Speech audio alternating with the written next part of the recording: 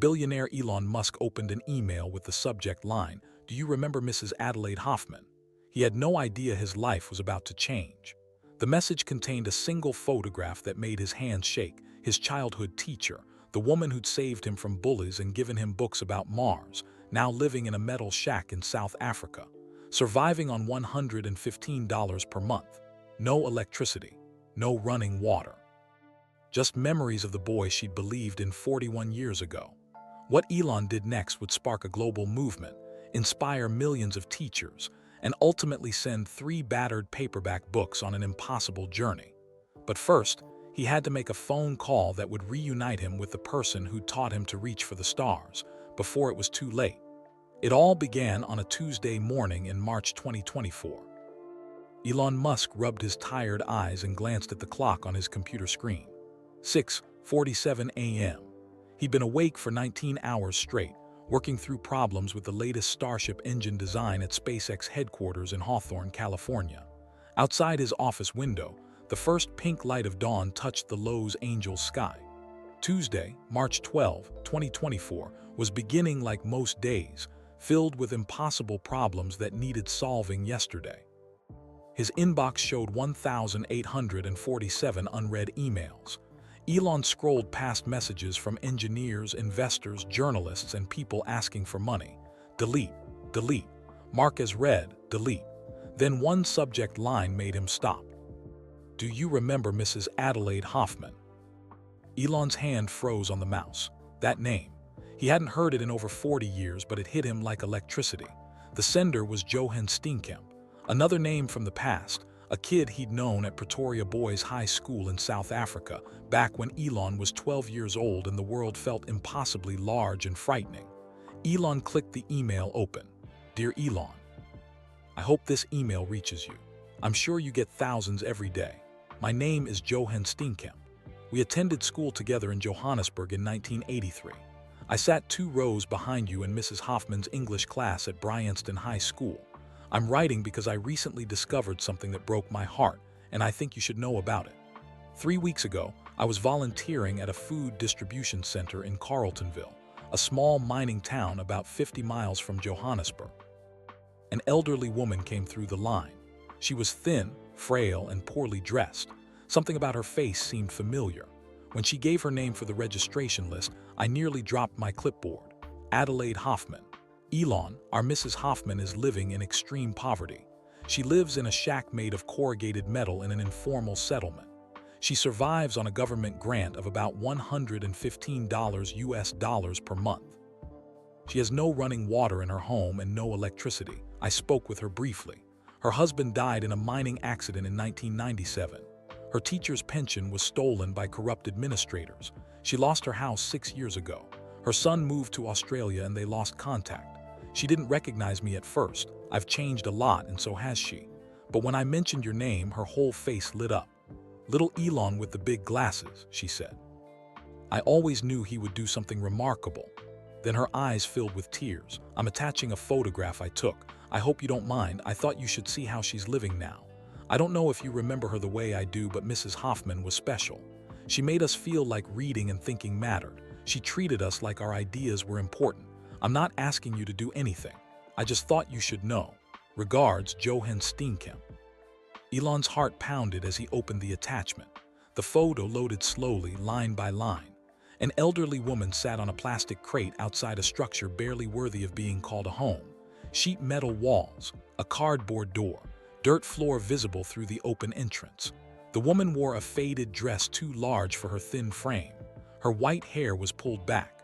Her hands rested on her knees, weathered and rough. But her face, even lined with wrinkles, even hollowed by hunger, Elon recognized those gentle eyes. Mrs. Adelaide Hoffman, the teacher who had saved his life when he was 12 years old. Memories flooded back. The library at Bryanston High School. Mrs. Hoffman sitting across from him, pushing 3 paperback books across the table. "These are my favorites," she'd said. "I think you'll love them too." Isaac Asimov's Foundation series. He remembered her classroom during lunch breaks, the only place he felt safe from the bullies who tormented him daily. He remembered the day they'd pushed him down concrete stairs and sent him to the hospital with a broken nose and cracked ribs. Mrs. Hoffman had visited him there, bringing flowers and books. He remembered the note she'd written when his family moved and he transferred schools. Never stop reaching for the stars, Elon. The world needs people who refuse to accept limits. That note still sat in a frame in his house in Austin. He'd kept it for 41 years, and now she was living in a metal shack, surviving on $115 a month while he was one of the richest people on Earth. Elon stood up abruptly, his chair rolling backward and hitting the wall. He grabbed his phone and dialed his executive assistant. "Sarah, I need you to book me on the next available flight to Johannesburg, South Africa. Private jet. Leave today if possible." "Of course," Sarah replied, accustomed to sudden travel requests. "Should I alert the South African office? Arrange meetings?" "No, tell no one where I'm going. This is personal, just me and Marcus." Marcus Chen was his most trusted assistant, someone who understood discretion. "Understood. I'll have options for you within the hour." Elon hung up and looked at the photo again. Mrs. Hoffman's face, aged and worn but still recognizable, still kind. Still the woman who had believed in a strange, lonely boy when almost no one else did. He opened his desk drawer and pulled out the framed note. Her handwriting, slightly faded but still clear. "Never stop reaching for the stars, Elon." "I reached them, Mrs. Hoffman," he whispered to the photograph on his screen. "I reached them, and now I'm coming to find you." He saved the photo, forwarded the email to Marcus with the subject line, "Read this immediately," and began making preparations. Outside, the sun rose higher over California. In South Africa, night was falling over a small metal shack in Carltonville, where an elderly woman prepared for another cold evening, unaware that her life was about to change forever. Johannesburg, South Africa, 1983. 12-year-old Elon Musk sat alone in the corner of Bryanston High School's library, his thick glasses sliding down his nose as he read. His left eye was still swollen and purple from yesterday's beating. His ribs ached when he breathed too deeply. The bullies had found him after school, 5 of them. They'd surrounded him near the concrete stairs by the sports field. "Hey, computer geek," the biggest one had sneered. "Think you're so smart." Elon had tried to run, but they were faster. They'd grabbed him, pushed him, and then he still remembered the sickening feeling of falling, his body bouncing down 12 concrete steps. He'd ended up in the hospital for 2 days with a broken nose, cracked ribs, and cuts all over his arms. Now, 3 days later, he was back at school. His mother had wanted him to stay home longer, but Elon hated missing class. Learning was the only thing that made sense in a world that felt cruel and chaotic. He turned another page in his physics textbook, trying to focus on electrical circuits instead of the throbbing pain in his side. That's not the assigned reading. Elon looked up, startled. Mrs. Adelaide Hoffman stood beside his table. She was his English teacher, 32 years old, with red hair that caught the afternoon sunlight streaming through the windows. She wore a green dress and carried a worn leather bag full of books. "I'm sorry, Mrs. Hoffman," Elon mumbled, starting to close the physics book. "I finished the novel already. I was just—" "Don't apologize." She pulled out a chair and sat down across from him. "What are you reading?" Elon hesitated. Adults usually told him to focus on his assigned work, to stop reading ahead, to be more normal. It's about electrical engineering, how power grids work, how electricity travels through wires. And you understand it. Most of it. Some parts are confusing, but I'm figuring them out. Mrs. Hoffman tilted her head, studying him with curiosity rather than criticism. Why electrical engineering? No one had ever asked him that before. Because electricity is like magic that makes sense. You can't see it, but it powers everything. Lights, computers, everything. And someday I think it could power cars and rockets too. Rockets? A small smile played at the corners of her mouth. You want to build rockets? Elon's face flushed. He shouldn't have said that. People always laughed when he talked about space. I know it sounds stupid. It doesn't sound stupid at all. Tell me about it. And so, for the next 45 minutes, Elon talked. He told her about his dreams of Mars colonization, about making humanity a multiplanetary species, about rocket engines and fuel efficiency and the mathematics of orbital mechanics. Mrs. Hoffman listened to every word, asking questions that showed she was really paying attention. When the bell rang for the next period, Elon realized he'd talked longer than he ever had with any adult. He felt embarrassed. I'm sorry. I talked too much." "You didn't talk too much. You talked exactly the right amount." Mrs. Hoffman stood up and reached into her leather bag. She pulled out 3 paperback books with worn covers and creased spines. "Have you read Isaac Asimov?" Elon shook his head. "These changed my life when I was your age. The Foundation series. They're about humanity spreading across the galaxy, about mathematics and science shaping the future, about people who refuse to accept that something can't be done." She pushed the books across the table. "I want you to have them. But these are yours, I can't. I'm lending them to you. When you finish, we'll talk about them." She smiled warmly. "I have a feeling you'll love them." That evening, Elon started reading Foundation. He didn't stop until he finished all 3 books, staying up until 3 a.m. 2 nights in a row. The story of Hari Seldon, a mathematician who could predict the future through science, felt like it was written directly for him. Over the following months, Mrs. Hoffman's classroom became Elon's sanctuary. She let him spend lunch periods there, away from the bullies who prowled the schoolyard. They would sit and talk about books, about physics, about impossible dreams. She never told him his ideas were childish. She never suggested he be more realistic.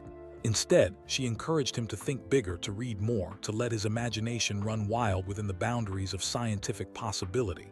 One afternoon in November, Elon arrived at her classroom to find her crying at her desk. She quickly wiped her eyes when she saw him. "Are you okay, Mrs. Hoffman?" She nodded, trying to smile. "My father died last week. I'm sorry, I shouldn't bring my problems to school."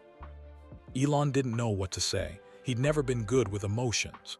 So he did the only thing he could think of. He pulled a book from his backpack, one about stars and galaxies, and said, "Would you like to read together? Sometimes books help when things hurt." Mrs. Hoffman's eyes filled with tears again, but this time she smiled genuinely. "Yes, Elon, I would like that very much."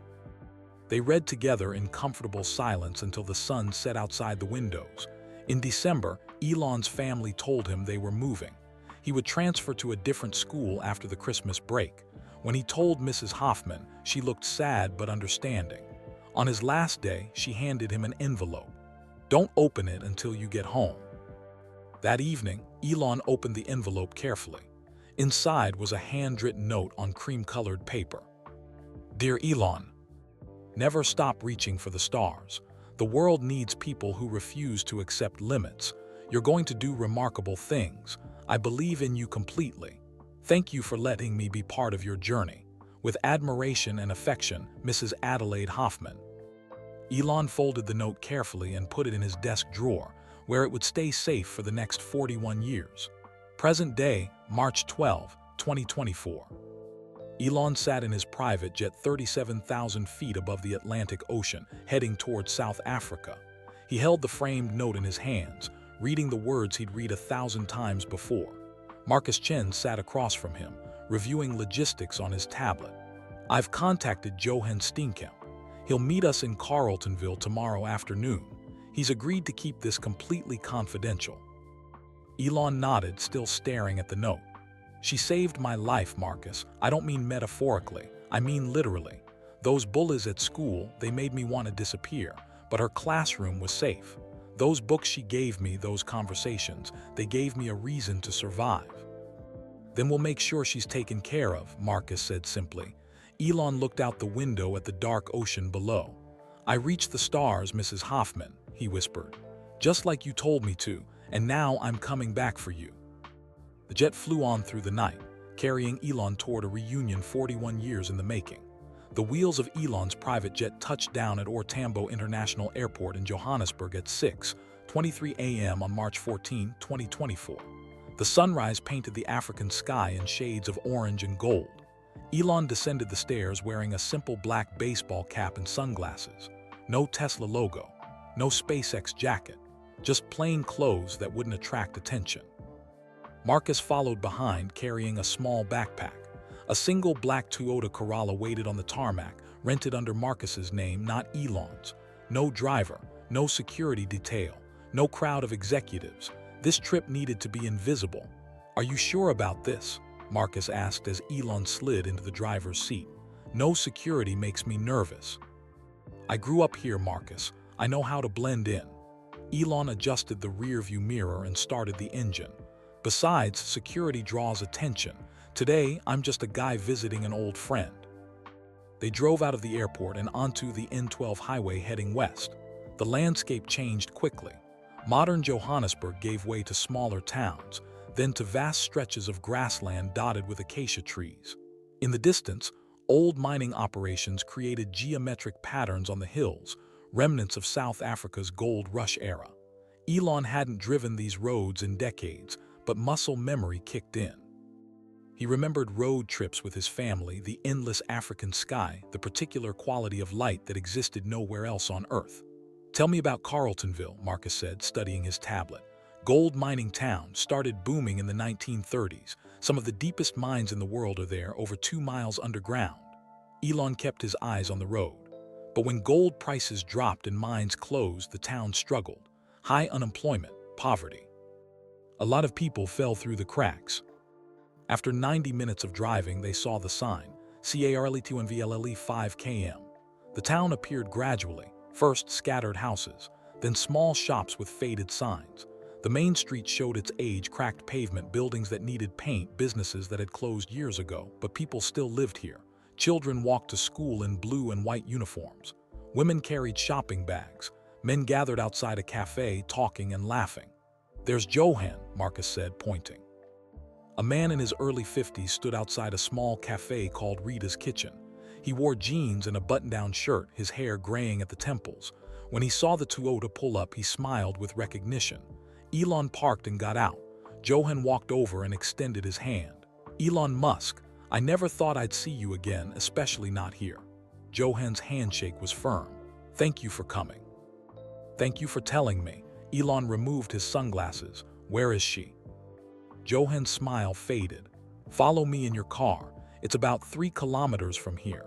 The settlement doesn't have street addresses, so it's easier if I show you." They drove behind Johan's white pickup truck, leaving the main town and turning onto a dirt road. Dust rose behind both vehicles. The landscape became more sparse, fewer trees, more open ground. Then Elon saw it. The informal settlement spread across a hillside like a patchwork quilt made of poverty. Hundreds of small structures built from corrugated metal sheets, wooden planks, plastic tarps, and cardboard. Some had been painted bright colors, blue, green, yellow, attempts to bring beauty to hardship. Smoke rose from cooking fires. Laundry hung on lines strung between shacks. Children played in the dirt roads, kicking a soccer ball made of bundled plastic bags. Women carried water containers on their heads from a communal tap. Men sat in patches of shade, waiting for work that might never come. "There are about 4,000 people living here," Johan said quietly, having parked and walked back to Elon's car. "Most have no electricity, no running water. They share communal toilets. The government provides basic services, but it's not enough." Elon felt his throat tight. He'd known intellectually that poverty like this existed. He'd even donated money to organizations fighting it. But seeing it with his own eyes, knowing that Mrs. Hoffman lived here, made it unbearably real. "Which one is hers?" he asked, his voice rough. Johan pointed toward a row of shacks about 50 meters away. "Number 47, the one with the white 47 painted on cardboard beside the door." Elon stared at the small metal structure, maybe 10 feet by 10 feet, walls made from rusted corrugated iron, a roof that probably leaked when it rained, a door that was just a piece of plywood on hinges. His hands gripped the steering wheel so tightly his knuckles turned white. "How long has she lived like this?" he asked. 6 years, since she lost her house." Johan's voice was heavy with sadness. "Before that, she had a small place in town. Nothing fancy, but it was hers. Then the bank foreclosed, because she couldn't make payments after her pension was stolen." Stolen? The pension fund managers embezzled millions. Hundreds of teachers lost everything. Mrs. Hoffman tried to fight it legally, but she couldn't afford a good lawyer. She lost. Elon closed his eyes. While he'd been building companies and launching rockets and accumulating billions of dollars, the woman who'd saved his life had been losing everything. The woman who'd given him books and hope and a reason to keep going, she'd been forgotten by everyone. Everyone except Johan, who'd recognized her in a food line 3 weeks ago. "Does she know I'm coming?" Elon asked. "No, I didn't want to get her hopes up in case you couldn't make it." I told her that I'd try to contact you, but she said, Johan paused, emotion catching in his throat. She said, don't bother Elon, he's changing the world. He doesn't need to worry about an old woman like me. Elon opened the car door and stepped out. The African sun beat down on his shoulders. The air smelled of dust and smoke and poverty. She's wrong, he said quietly. She's not just some old woman. She's the reason I could imagine changing the world in the first place. He started walking toward shack number 47, his heart pounding harder than it had before any rocket launch, any business meeting, any public speech. Behind him, Marcus and Johan followed at a respectful distance. The cardboard sign with the white 47 hung crooked beside the plywood door. Elon stood in front of it, suddenly terrified. What would he say? What could he possibly say that would be adequate? He raised his hand and knocked gently on the metal wall beside the door. No answer. He knocked again, louder this time. Who is there? A voice from inside, elderly, cautious, but still recognizable after 41 years.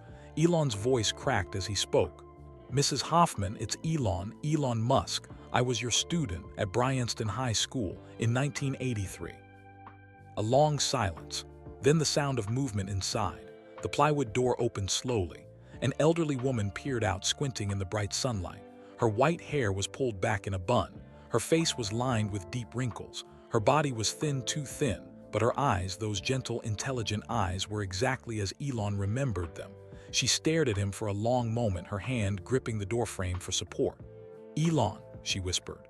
Little Elon with the big glasses. Yes, ma'am, tears blurred his vision. It's me, may I come in? Mrs. Adelaide Hoffman stepped back from the doorway, her hand trembling as she gestured for Elon to enter.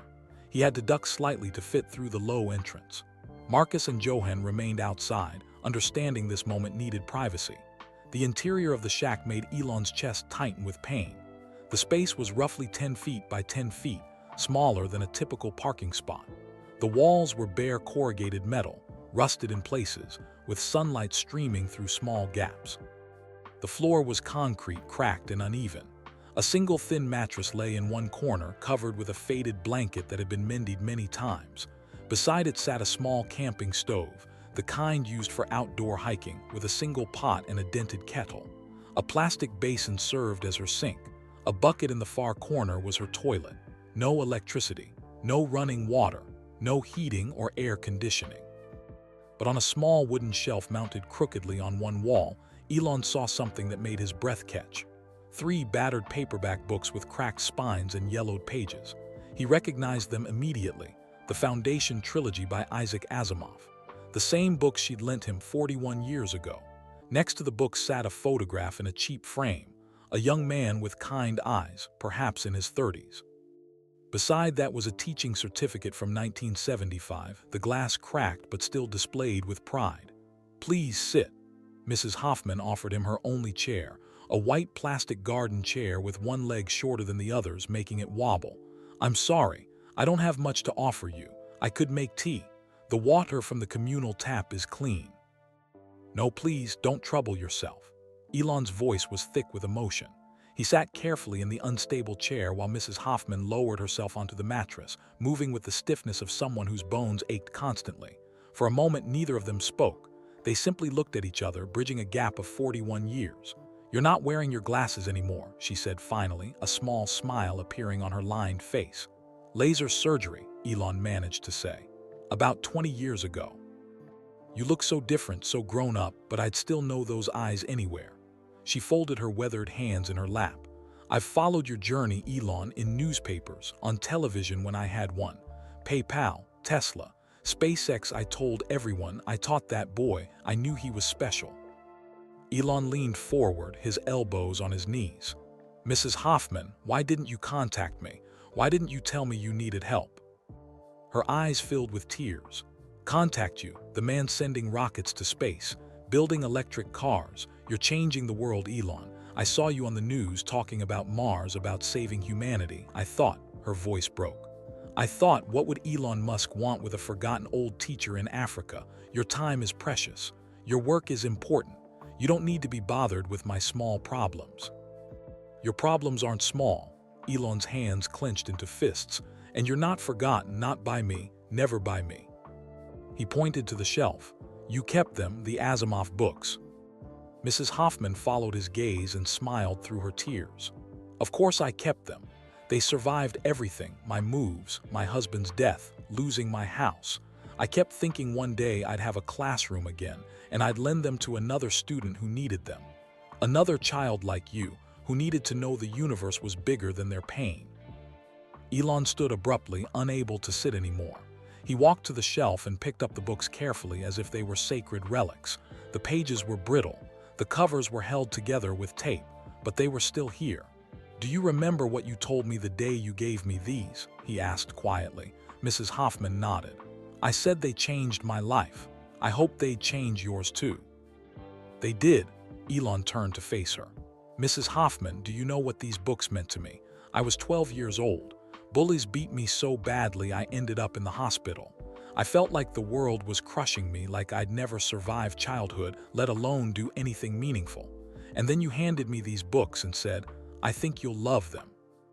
He held the books against his chest. You gave me hope. You showed me a future where humanity spreads across the stars, where science and mathematics shape destiny, where one person's ideas can change everything. You made me believe I could be that person. Mrs. Hoffman was crying openly now. I just saw a lonely boy who loved to read. I didn't do anything special. You did everything special. Elon's voice rose with intensity. You gave me a safe place when everywhere else felt dangerous. You listened when no one else would. You believed in my crazy ideas about rockets and Mars when everyone else laughed. You told me to reach for the stars. He pulled out his wallet and carefully unfolded a piece of cream-colored paper, worn soft from being handled thousands of times. I've carried this with me for 41 years. Mrs. Hoffman gasped when she saw it, her own handwriting faded but still legible.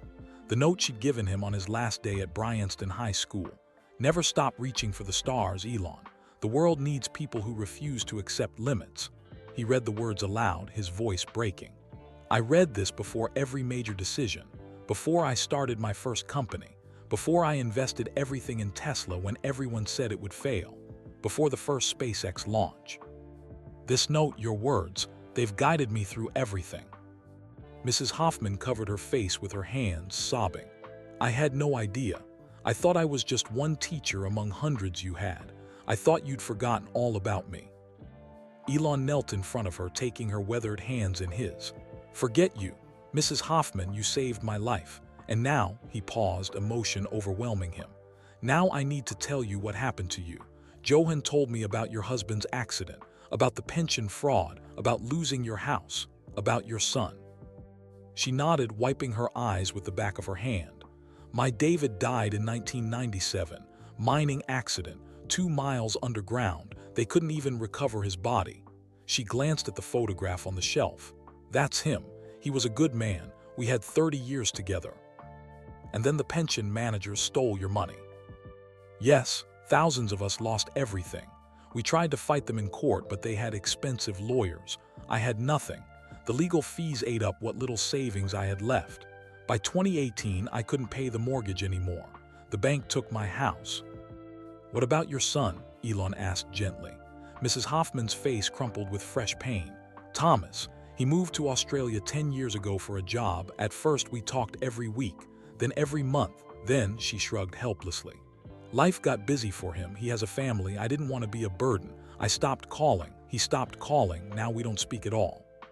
So you've been here for 6 years, living on what? Government pension grant, 2,180 Rand per month, about 115 American dollars. She said it matter-of-factly, as if describing the weather. It's enough for food if I'm careful. The settlement doesn't charge rent. The land isn't officially owned by anyone. Some aid organizations bring supplies sometimes. I get by. Getting by isn't enough.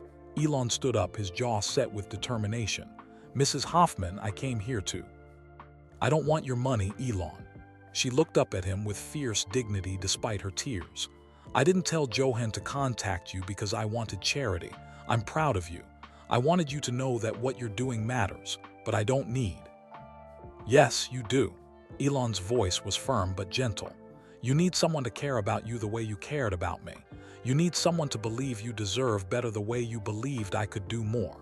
You need, he paused, searching for words. You need someone to give you back even a fraction of what you gave me. Mrs. Hoffman shook her head. You don't owe me anything. That's where you're wrong. Elon smiled through his tears. I owe you everything, and I have a plan, but I need you to trust me. Can you do that? She studied his face for a long moment, seeing past the billionaire, past the fame, finding the lonely 12-year-old boy she'd once known. I always trusted you, Elon, even when you told me you'd colonize Mars someday. Good, he pulled out his phone. Because what I'm about to do, it needs to happen fast and it needs to stay secret for a few days. Will you trust me? Mrs. Hoffman nodded slowly. Yes, I trust you. Elon stepped outside where Marcus and Johan waited. The African sun was climbing higher, making the metal shacks shimmer with heat. Marcus, make the calls. I want construction started within 24 hours. Use local contractors who will sign confidentiality agreements. Money is no object. Johan, I need your help keeping this quiet until everything's ready. What are you planning? Johan asked. Elon looked back at the shack where Mrs. Hoffman sat among her few possessions, the books, the photograph, the teaching certificate. I'm planning to give back what was stolen from her. Dignity, security, hope. He pulled out his phone and started typing rapidly. And I'm just getting started. Elon walked 50 meters away from Mrs. Hoffman's shack, phone pressed to his ear. The sun beat down mercilessly. Dust swirled around his feet. Marcus stood nearby, tablet already out taking notes. The phone rang 3 times before his legal team leader, Sarah Chen, answered in California. It was 2:17 a.m. there. Elon, is everything all right? I need something done within 72 hours. This is priority 1 above everything else. Elon's voice was steady but intense. I'm sending Marcus coordinates right now. I need a house built, not a mansion, a real home. 3 bedrooms, 2 bathrooms, full kitchen, proper plumbing, electricity, air conditioning. Local contractors, quality materials. It needs to be perfect. In South Africa, in 72 hours. Sarah's voice was alert now, all sleep gone. That's possible. I know it's possible because I'm making it possible. Pay whatever it costs. Hire 100 workers if you need to. Work around the clock. Elon paused. But here's the critical part, Sarah. This stays completely confidential. No press releases, no internal memos, no photos on social media. Every contractor signs a strict non-disclosure agreement. Anyone who leaks this gets sued into oblivion. Understood? Understood. Can I ask who this is for? Someone who changed my life 41 years ago. Someone who deserves better than what the world gave her. Elon's voice softened. Just trust me on this, Sarah. Make it happen. Consider it done. I'll have contractors on site by tomorrow morning. Elon hung up and immediately dialed his private banker in Switzerland. David, I need you to set up a trust fund. 15 million rand, about 800,000 US dollars, structured to provide monthly income for life. Recipient is Adelaide Hoffman, South African citizen. I want the first payment ready by Friday. Of course, Mr. Musk. Any special instructions? Make it bulletproof. No one can touch it. No scammers, no corrupt officials, no long-lost relatives. Only she can access it. And David, this stays between us. Absolute discretion, always. 3 more calls followed, to a local furniture company, to a medical clinic in Carltonville, to a property lawyer in Johannesburg. Each time, Elon's instructions were clear, fast, perfect, and secret. Marcus looked up from his tablet. I've found a plot of land 2 miles from here. It's for sale, already zoned for residential. I can have the purchase completed by tonight. Buy it. And Marcus, find her son, Thomas Hoffman, lives in Australia. I want his contact information within 6 hours. What are you planning to do? Elon's jaw tightened. I'm planning to reunite a mother with her son. But first, I need to know why he stopped calling. Over the next 3 days, Elon stayed in a modest hotel in Carltonville, visiting Mrs. Hoffman every morning. He never mentioned what was happening behind the scenes. Instead, they talked. They sat outside her shack in the morning coolness before the sun grew too hot. She made tea on her camping stove, weak tea because she rationed the tea bags carefully. Elon drank it without complaint, though it tasted like hot water with a hint of flavor. "Tell me about your dreams," he said on the second morning. "When your husband was alive before everything fell apart, what did you two want?" Mrs. Hoffman smiled, her eyes distant with memory. "David and I had such a simple dream. We wanted a house with a garden. Nothing fancy, no swimming pool or big fancy rooms, just a place with enough space to grow vegetables, tomatoes, green peppers, and roses." Her voice grew wistful. "I always wanted roses. My mother grew them in Cape Town when I was a girl. Red roses. The smell would fill the whole yard." "Why roses?" "Because they're beautiful but difficult.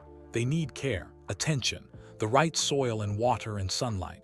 But when they bloom," she closed her eyes, remembering, "when they bloom, they're worth all the effort, like students, like you were." Elon filed this information away carefully. On the third morning, Mrs. Hoffman noticed Elon checking his phone constantly. "Are you all right? You seem distracted. Do you need to get back to America? I understand if you're too busy to." "I'm exactly where I need to be," Elon interrupted gently. "But I do need to ask you something. Would you come with me for a drive this afternoon? There's something I want to show you." Mrs. Hoffman looked down at her faded dress, patched and worn. "I'm not dressed for going out. I look terrible." "You look perfect." Elon's voice was firm. "Will you come?" She studied his face, seeing something there that made her curious. "Where are we going?" "It's a surprise. A good one, I promise. Please, Mrs. Hoffman, trust me." She hesitated, then nodded slowly. "All right, I trust you, Elon, I always have." Behind them, 2 miles away, construction workers were putting finishing touches on a cream-colored house with a red tile roof. The garden had been planted overnight, young tomato plants in neat rows, green pepper seedlings, and 50 rose bushes with red blooms, grown in greenhouses and transplanted at enormous expense. Inside the house, furniture had been delivered. The refrigerator had been stocked. Fresh towels hung in the bathrooms. Everything was ready. Elon looked at his watch. 1:47 p.m. In 13 minutes, the contractors would be finished. In 15 minutes, he would drive Mrs. Hoffman to see what he'd built. His phone buzzed. A text from Marcus. "It's done. Everything's perfect. The deed is in her name. The bank account is active. Ready when you are." Elon took a deep breath. "Mrs. Hoffman, shall we go?" She stood up slowly, smoothing down her old dress. "I'm ready." They walked toward the Toyota together. Mrs. Hoffman clutched her worn purse nervously. She hadn't been in a car in months. She had no idea that her life was about to transform completely. Elon opened the passenger door for her. As she climbed in carefully, he looked back at the metal shack one last time. After today, she would never have to sleep there again. "Where are we going?" she asked as he started the engine. Elon smiled, a genuine smile that lit up his entire face. "Home, Mrs. Hoffman. I'm taking you home." The Toyota wound through Carletonville's dusty streets, past the informal settlement, past the closed mining operations, heading toward the outskirts of town. Mrs. Hoffman sat quietly in the passenger seat, her weathered hands folded in her lap, her eyes watching the landscape pass by. "I haven't been in a car in so long," she said softly. "I'd forgotten how fast the world moves when you're not walking." Elon's grip tightened on the steering wheel. The thought of her walking everywhere to get food, to fetch water in the blazing heat and winter cold, made his chest ache. They turned onto a newly paved road Mrs. Hoffman had never seen before. Smooth black asphalt, still dark and fresh. Yellow lines painted down the center. "This road is new," she observed. "I didn't know they were developing this area." "Very new," Elon said, his voice carefully neutral. "Just finished yesterday." The road curved gently upward, following the natural slope of the land. Acacia trees lined both sides, their branches providing patches of shade. In the distance, the Magalisberg mountain range created a purple silhouette against the bright blue sky. Then around the final curve, the house came into view. It stood on a slight rise, a single-story structure with cream-colored walls and a red tile roof that gleamed in the afternoon sun. Large windows reflected the sky. A covered porch ran across the front. And surrounding everything, a garden already green and growing with splashes of red from rose bushes in full bloom. "Oh," Mrs. Hoffman breathed. "How beautiful. Who lives there?" Elon didn't answer. He simply pulled into the driveway, a proper concrete driveway, and parked near the front door. Mrs. Hoffman looked confused. Why are we stopping here? Do you know these people? Come inside, Elon said, climbing out of the car. He walked around and opened her door, offering his hand to help her out. She stood on uncertain legs, staring at the house. Elon, I don't understand. What is this? Please come with me. He guided her up 3 shallow steps to the porch. The front door was painted deep blue, her favorite color Marcus had discovered from Johan, who remembered from school days. Elon turned the handle. The door was unlocked. Inside, cool air rushed out to greet them. Air conditioning, a luxury Mrs. Hoffman hadn't felt in 6 years. The entrance opened into a spacious living room with cream-colored walls, comfortable furniture arranged around a coffee table, and curtains filtering the sunlight into soft golden beams. Mrs. Hoffman stood frozen in the doorway, her hand over her mouth. I don't understand, she whispered. Whose home is this? Elon gently took her elbow and led her further inside. They walked through the living room into a modern kitchen with white cabinets, granite countertops, a full-sized refrigerator humming quietly, a stove with 4 burners, and a sink with actual running water. On the counter sat a folder. Open it, Elon said softly. Mrs. Hoffman's hands trembled as she picked up the folder. Inside were documents, official papers with government seals and legal stamps. She squinted at the words, struggling to focus through her tears. Property deed. Owner, Adelaide Margaret Hoffman. Utility accounts. Status, paid in full. Account holder, Adelaide Margaret Hoffman. Bank statement. Account balance, 15 million rand. Account holder, Adelaide Margaret Hoffman. The papers slipped from her fingers and scattered across the counter. Her legs buckled. Elon caught her quickly, supporting her weight, and helped her to a chair at the kitchen table, a beautiful wooden table with 4 cushioned chairs. I don't understand, she kept repeating. I don't understand. Elon knelt in front of her, taking both her hands in his. Mrs. Hoffman, this is yours, the house, the property, everything. You'll never worry about money again. You'll never go hungry. You'll never be cold or scared or wonder where you'll sleep. But how? Why? Tears streamed down her weathered face. This is too much. I can't accept this. You can and you will. Elon's voice was firm but gentle. 41 years ago, you gave a broken, scared boy something priceless. You gave him hope. You gave him books that showed him the universe was bigger than his pain. You gave him a safe place when everywhere else felt dangerous. You told him to reach for the stars. He paused, his own eyes filling with tears. I reached them, Mrs. Hoffman. I built rockets that touch space. I created companies that are changing the world. But I could never have done any of it without you. This isn't charity. This is paying a debt I've owed for 41 years. Mrs. Hoffman shook her head, sobbing. You don't owe me anything. I was just doing my job. I was just a teacher who... You were never just anything. Elon's voice rose with intensity. You saw potential in a child everyone else ignored or bullied. You invested your time, your books, your kindness in someone who had nothing to give you back. You planted seeds without knowing if they'd ever grow. Well, they grew, Mrs. Hoffman.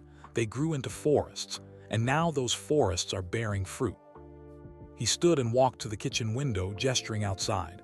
Come here, look. Mrs. Hoffman rose shakily and joined him at the window.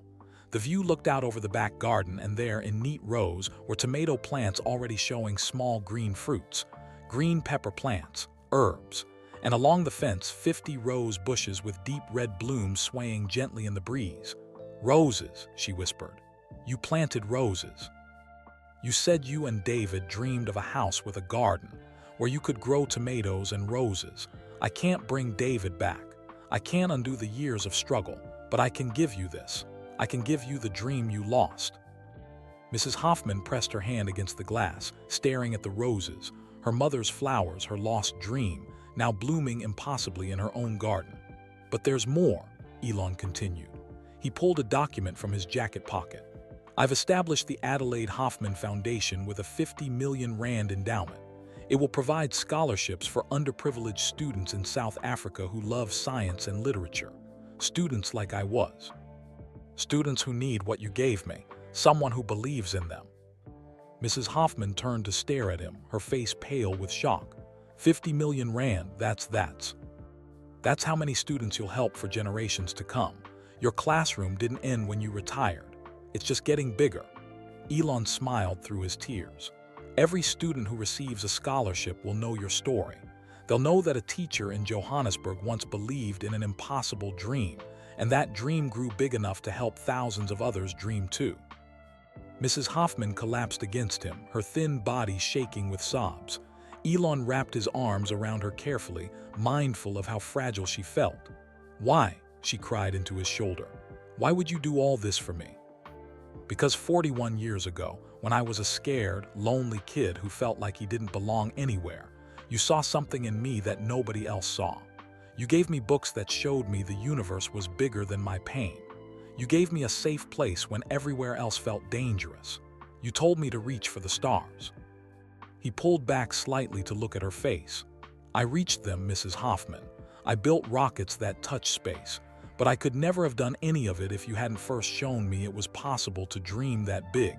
You saved my life. Now let me give you back yours." They stood together in the kitchen, teacher and student, separated by 4 decades but connected by an unbreakable bond. Outside, the roses bloomed in the South African sun. Inside, a woman who had lost everything was discovering she'd never lost the thing that mattered most, the difference she'd made in one child's life, now repaid in ways she never could have imagined. Mrs. Hoffman finally found her voice, hoarse from crying. "I have roses. After all these years, I have roses again." "Yes," Elon said, smiling. "You have roses, you have a home, you have security, you have everything you deserve." But the world didn't know yet. The stunning revelation was still to come. For 2 peaceful weeks, Elon kept his promise of complete confidentiality. Mrs. Hoffman moved into her new home, discovering the joy of simple luxuries she'd forgotten existed. Hot showers, a comfortable bed, a refrigerator full of fresh food. She spent hours in her garden tending the roses, watching the tomatoes ripen, feeling the soil between her fingers. She called her son Thomas in Australia. The conversation lasted 3 hours. They both cried. He thought she was angry with him for not staying in touch. She thought he was too busy to care. The truth was simpler and sadder. Life had gotten complicated, and neither knew how to bridge the silence. Now they talked every day. Elon returned to California, but he called Mrs. Hoffman each evening. They talked about books, about her garden, about small daily joys. She told him the roses smelled exactly like her mother's had in Cape Town. Everything was perfect and private. Then, on April 3, 2024, a local journalist named Thandiwe Nkosi from the Carletonville Herald noticed something unusual while driving through town. A beautiful new house stood where empty land had been just weeks ago. Neighbors whispered about construction crews working day and night, about a billionaire who'd visited the informal settlement, about an old woman who'd moved from a metal shack to a mansion overnight. Thandiwe was good at her job. She asked questions, she followed leads. Within 2 days, she found Mrs. Hoffman's new address. On April 5, Thandiwe knocked on the blue front door at 10 a.m. Mrs. Hoffman answered, wearing a simple dress, her hands dirty from gardening. "Mrs. Hoffman, my name is Thandiwe Nkosi. I'm a journalist. I'd like to talk to you about Elon Musk." Mrs. Hoffman's face went pale. "I have nothing to say. Please leave. I know he built this house for you. I know about your past, about the shack, about your stolen pension. This is an important story. People need to hear it." "No," Mrs. Hoffman started to close the door. "Elon wanted privacy. I won't betray his trust." But Thandiwe was persistent and, more importantly, kind. "Mrs. Hoffman, this isn't gossip. This is a story about a teacher who changed a life and a student who never forgot. Teachers everywhere are struggling. They need to know their work matters. Please, let me tell your story." Mrs. Hoffman hesitated. She thought about all the teachers she'd known over the years, colleagues who'd retired into poverty, who'd struggled to survive on inadequate pensions, who'd given everything to their students and received so little in return. "If I talk to you," she said slowly, "you must tell the truth, all of it, the good and the difficult. Can you do that?" Thandiwe nodded. "I promise." They sat in Mrs. Hoffman's garden among the roses. For 3 hours, Mrs. Hoffman told her story. The young boy with thick glasses who loved science fiction, the bullies who'd sent him to the hospital, the books she'd lent him, the notes she'd written. Then the decades that followed, her husband's death, the pension fraud, losing her home, 6 years in a metal shack surviving on $115 per month. Finally, the reunion, Elon arriving unannounced, the house, the foundation. The roses. Tandy took notes, asked gentle questions, and photographed Mrs. Hoffman beside her roses with permission. Why did he do all this? Tandy asked. Mrs. Hoffman smiled, touching a red rose bloom. Because I believed in him when he was just a scared child, and he never forgot. The article published in the Carltonville Herald on April 5, 2024 at 3 p.m. local time. The headline read, "From Metal Shack to Dream Home, How Elon Musk Rescued the Teacher Who Changed His Life." The article included side-by-side photographs, Mrs. Hoffman's former shack and her new house. The story detailed everything: the childhood friendship, the books, 41 years of separation, Johan's email, Elon's secret visit, and the stunning transformation. Within 6 hours, the story exploded. Reuters picked it up first, then CNN International. By midnight, BBC, Al Jazeera, the New York Times, The Guardian, and hundreds of other news outlets were running the story. Social media erupted. The hashtag #ThankATeacher began trending worldwide, but the reaction was deeply divided. Supportive voices flooded social media. Teachers around the world shared their own stories. A woman in Kenya posted, "I've taught for 30 years in a rural school. Some days I wonder if anything I do matters. This story reminds me it does. Thank a teacher." A man in Brazil wrote, "My English teacher bought me shoes when my family couldn't afford them. She died last year. I wish I'd thanked her like this. Don't wait. Thank your teachers now." Students began creating video messages thanking influential teachers. The videos flooded TikTok, Instagram, and YouTube. Many included donations to help struggling educators, but critical voices were equally loud. One teacher gets lucky because she taught a billionaire. What about the millions of other deserving teachers worldwide living in poverty? This solves nothing. Tweet with 89,000 likes. This is a feel-good story that distracts from systemic failure. We need policy changes, not billionaire rescue fantasies. Op-ed in the Washington Post. Elon Musk is using this for publicity while fighting unions and fair wages at his own companies. The hypocrisy is stunning. Labor organizers' statement. News programs debated endlessly. Should we celebrate individual acts of generosity or demand systemic change? Both, neither. The conversation grew heated. By April 8, Elon's phone wouldn't stop ringing. His PR team begged him to make a statement. Tesla and SpaceX stock fluctuated based on news cycles. Reporters camped outside his properties. He'd refused all interview requests for 3 days. But on April 10, 2024, he finally agreed to a press conference at SpaceX headquarters in Hawthorne, California. The conference room was packed. Cameras from every major news network lined the back wall. Reporters filled every seat, notebooks ready, questions prepared. Elon walked to the podium at 2 p.m. Pacific time. He wore a simple black t-shirt and jeans. His face looked tired but determined. "I'll make a brief statement, then take a few questions," he began. "I understand the criticism of what I did for Mrs. Hoffman. People are right. One teacher's story doesn't solve systemic problems, but it was never supposed to." He paused, gathering his thoughts. "This was personal. Mrs. Adelaide Hoffman gave me something priceless when I had nothing. I wanted to give something back before it was too late. It's that simple." A reporter from CNN called out, "But doesn't this highlight the unfairness? Thousands of teachers struggle. Should their fate depend on whether they taught someone who became rich?" "No, it shouldn't. You're absolutely right." Elon's voice was firm, "which is why I'm making another announcement today. Tesla and SpaceX will jointly establish a $500 million teacher impact fund. It will provide grants, housing assistance, and retirement security for educators in underserved communities across 6 continents. The room erupted with questions, but Elon held up his hand.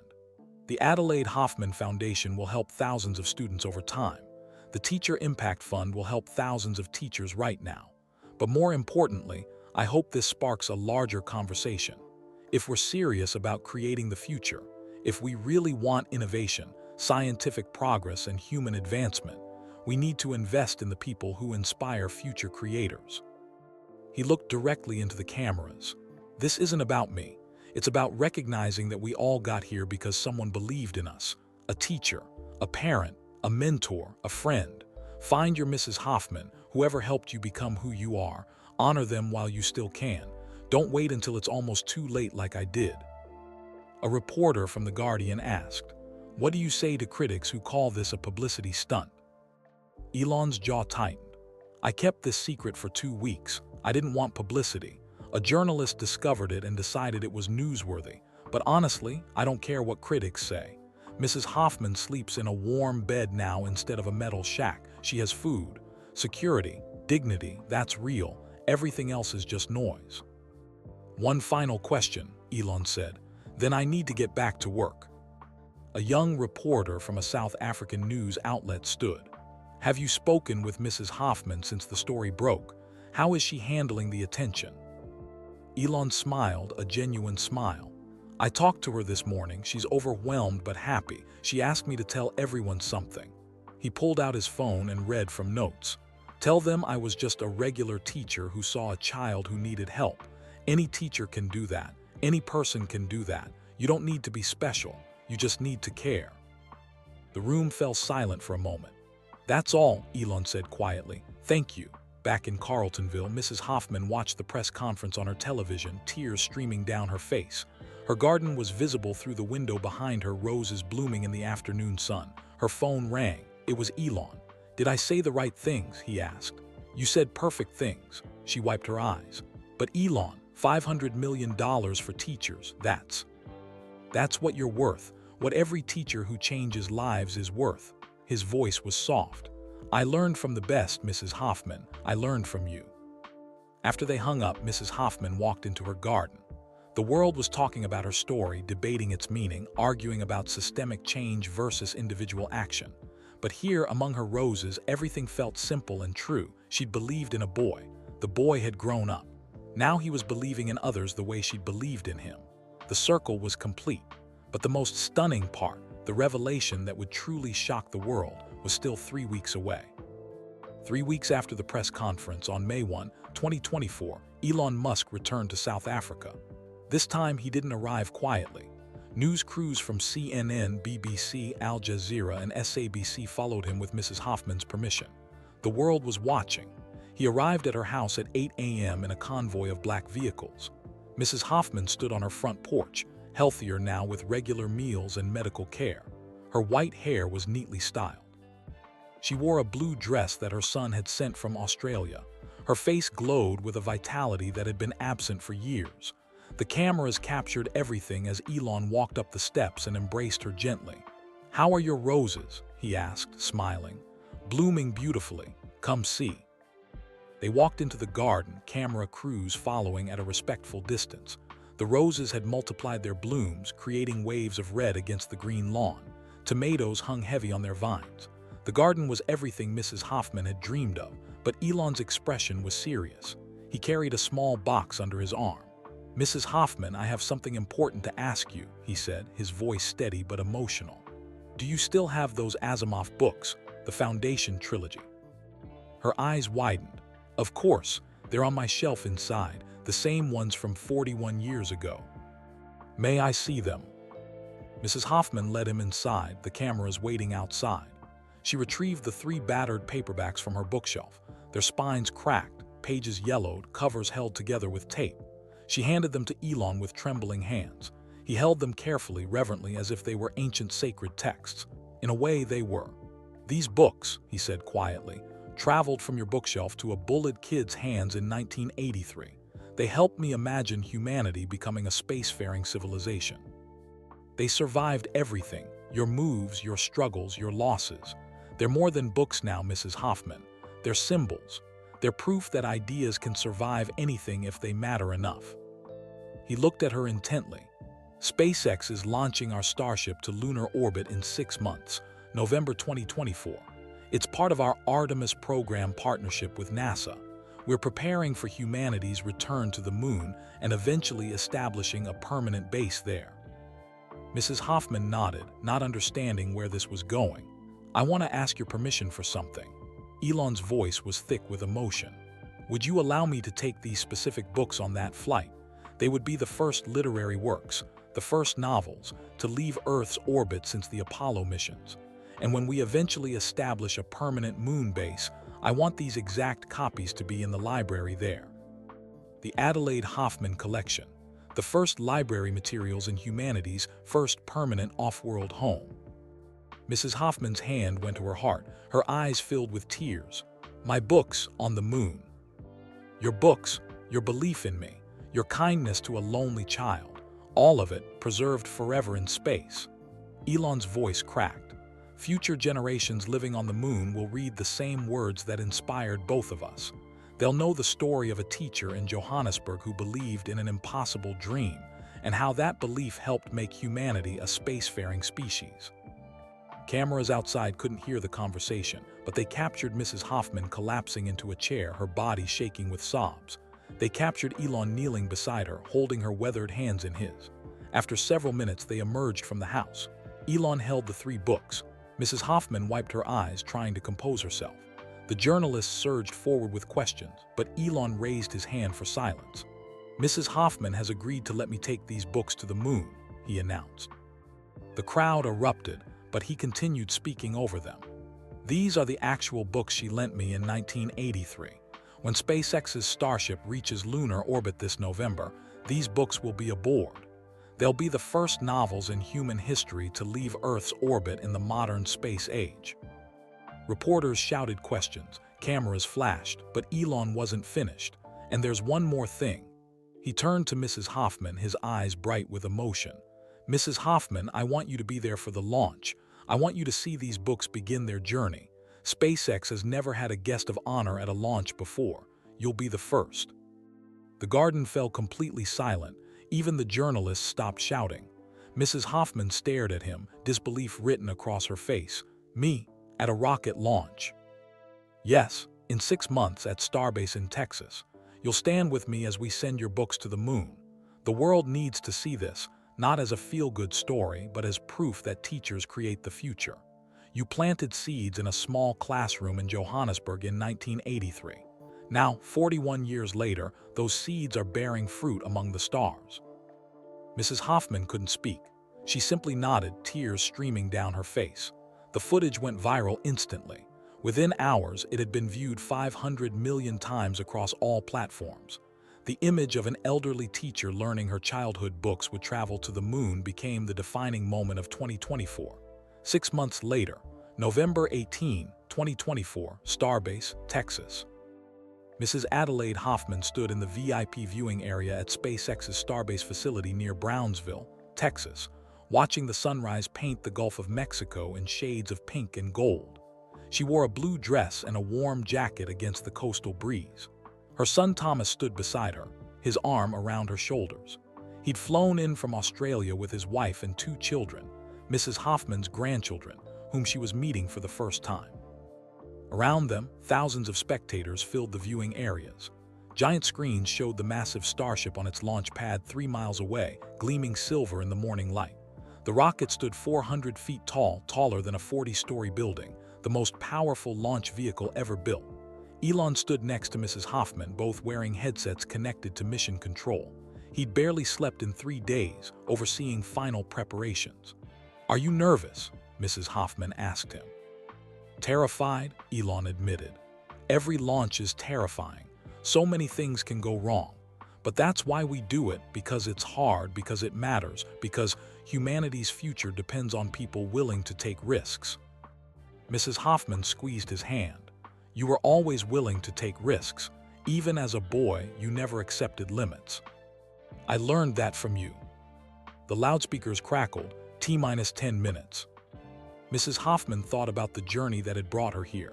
The small classroom in Johannesburg, the lonely boy with thick glasses, the 3 paperback books she'd handed him, never imagining where they would eventually travel, the decades of struggle, the metal shack, the miracle of reunion, and now this, T-5 minutes. Her grandchildren pressed against the viewing window, their faces filled with wonder.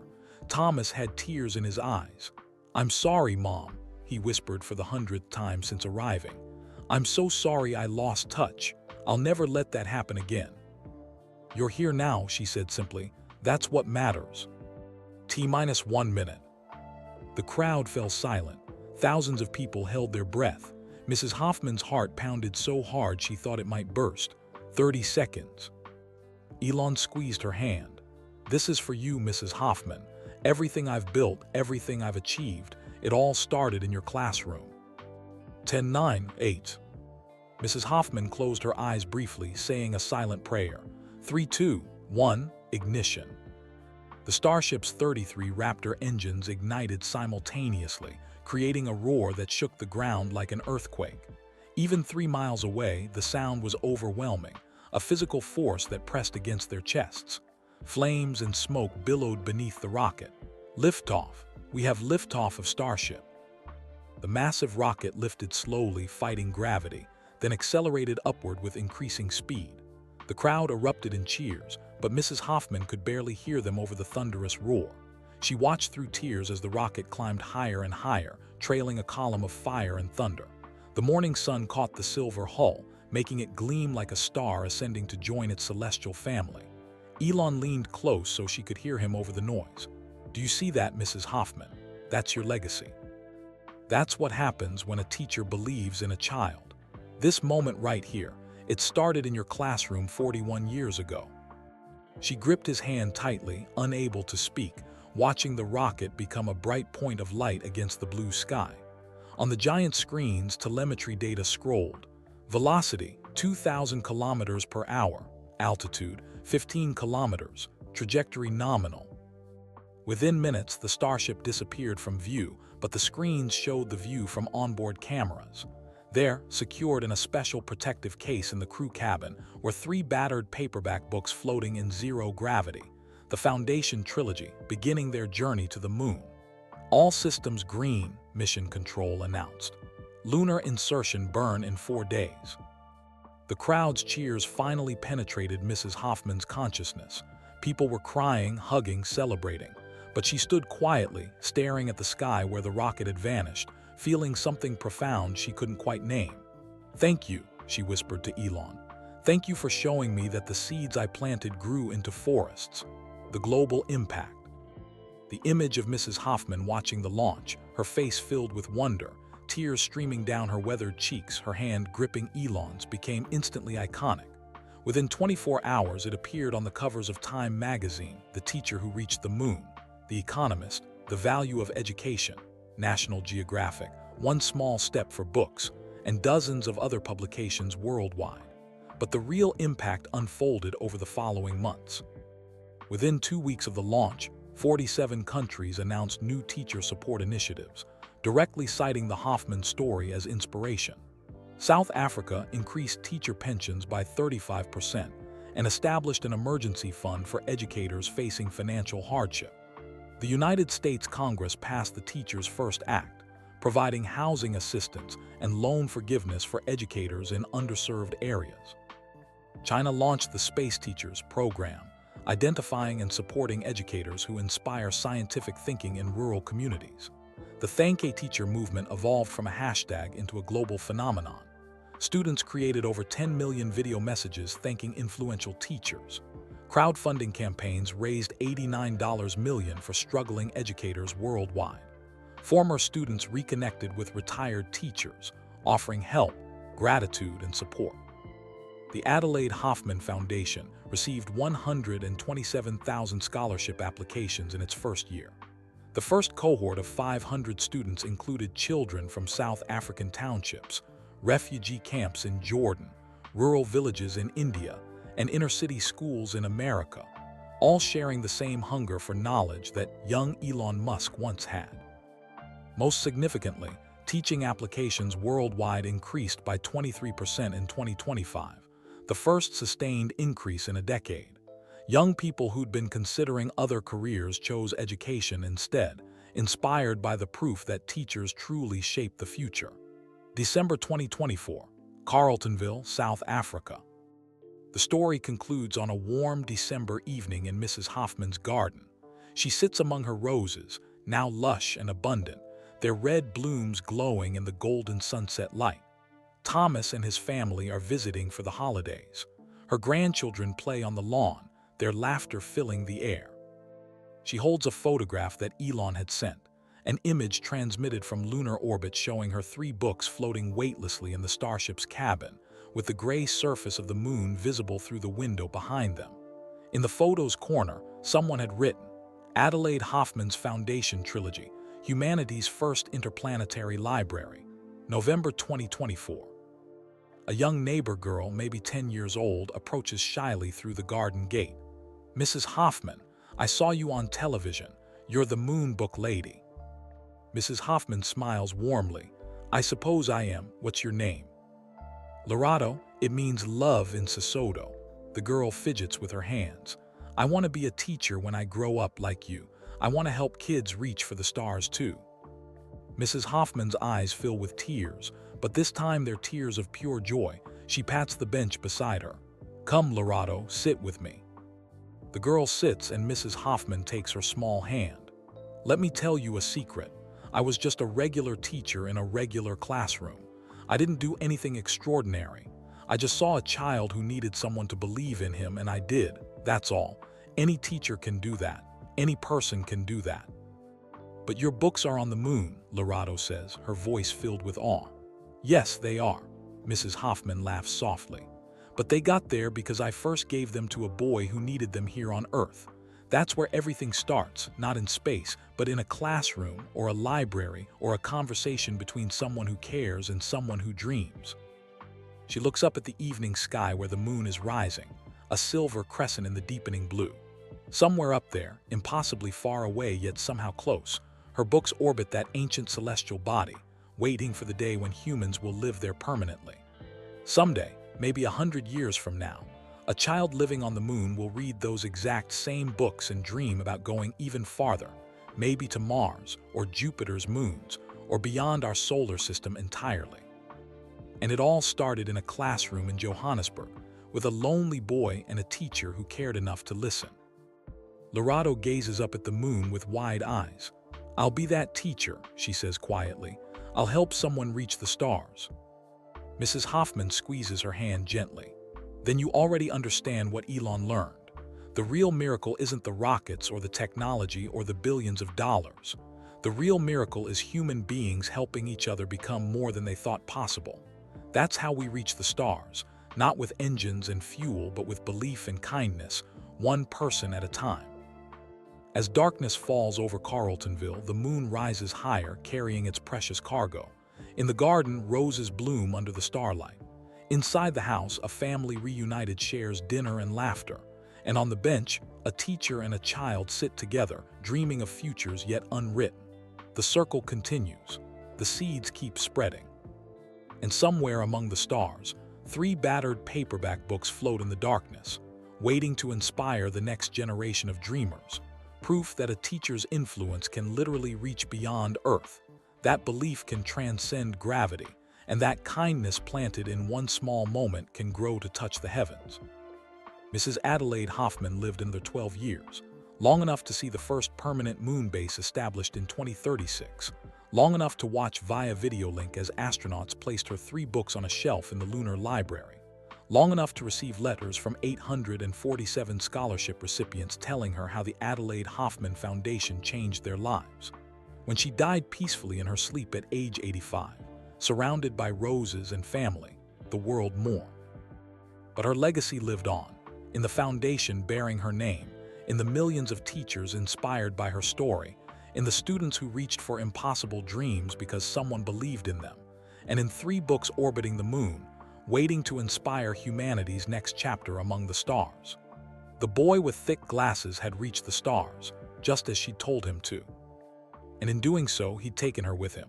Not just her books, but her spirit, her belief, her unwavering faith that one person's kindness could change everything.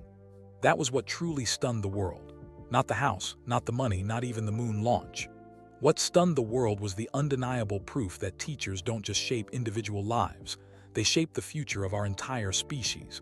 One student at a time, one act of belief at a time, one impossible dream at a time. And it all started with 3 books and a simple message.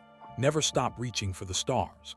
And that was the end of this incredible story, a tale of kindness, belief, and how one teacher's compassion changed not just a life, but the entire world. Now we want to hear from you. Where are you listening from? Drop your location in the comments below.